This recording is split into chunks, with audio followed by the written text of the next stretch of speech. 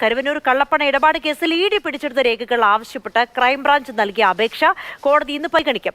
കലൂർ കോടതിയാണ് ഹർജി കേൾക്കുക. ഹർജി നിലനിൽക്കുന്നതല്ലെന്നാണ് ഇഡിയുടെ പ്രധാനപ്പെട്ട വാദം. എസ് രാഗിനുണ്ട് വിവരങ്ങളുമായി. രാഗിൻ, കരുവന്നൂർ കേസുമായി ബന്ധപ്പെട്ട് ഇഡി നിലപാട് കടുപ്പിക്കുന്നു. അതേസമയം തന്നെ ക്രൈംബ്രാഞ്ചിന്റെ അന്വേഷണവും നടക്കുന്നു. അപ്പോൾ ഇഡിയുടെ രേഖകളൊക്കെ ക്രൈംബ്രാഞ്ച് ആവശ്യപ്പെടുന്ന സമയത്ത് അത് കൊടുക്കാൻ ഇഡിക്ക് താല്പര്യമില്ലെന്നാണോ? ഇന്ന് എപ്പോഴാണ് കോടതി ഈ ഹർജി പരിഗണിക്കുക?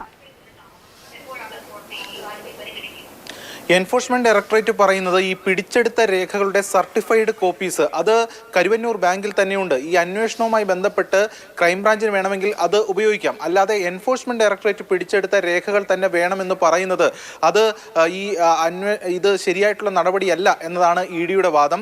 എന്നാൽ ക്രൈംബ്രാഞ്ച് വ്യക്തമാക്കുന്നത് തങ്ങൾക്ക് ആവശ്യമുള്ള രേഖകൾ അത് നോട്ട് ചെയ്തുകൊണ്ട് നൽകിയിട്ടുണ്ട്.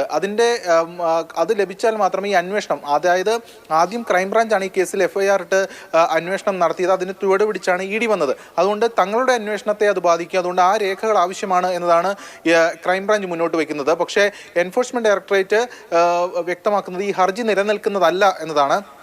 അതായത് ഇത്തരത്തിലൊരു ഹർജി മൂവ് ചെയ്യാനായിട്ട് ക്രൈംബ്രാഞ്ചിന് നിയമപരമായി തന്നെ സാധിക്കില്ല എന്നൊരു കാര്യവും എൻഫോഴ്സ്മെന്റ് ഡയറക്ടറേറ്റ് വ്യക്തമാക്കുന്നുണ്ട്.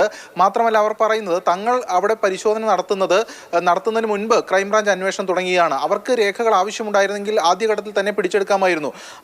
തങ്ങൾ പിടിച്ചെടുത്ത ശേഷം ഈ രേഖകൾ ചോദിക്കുന്നതിൽ യുക്തിയില്ല എന്ന വാദവും ക്രൈംബ്രാഞ്ച് മുന്നോട്ട് വയ്ക്കുന്നു. ഇതിൽ ഒരു നിയമപ്രശ്നവും കൂടിയുണ്ട്. അതായത് ഇത്തരത്തിലൊരു ഏജൻസി പിടിച്ചെടുത്ത രേഖകൾ അത് അന്വേഷണത്തിന് വിട്ടുകിട്ടുമ്പോൾ അത് എങ്ങനെയാണ് ആ ഹർജി മെയിൻറ്റൈനബിൾ ആകുക എന്ന കാര്യവും കൂടി പരിശോധിക്കേണ്ടി വരും. കോടതി അക്കാര്യമായിരിക്കും പ്രധാനമായും പരിശോധിക്കുക എന്നതാണ് വ്യക്തമാകുന്നത്. എന്തായാലും കേസ് ഇന്ന് രാവിലെ 11 മണിക്ക് കലൂർ PMLA കോടതി പരിഗണിക്കും. ശരി, രാഗിനാണ് വിവരങ്ങൾ നൽകിയത്.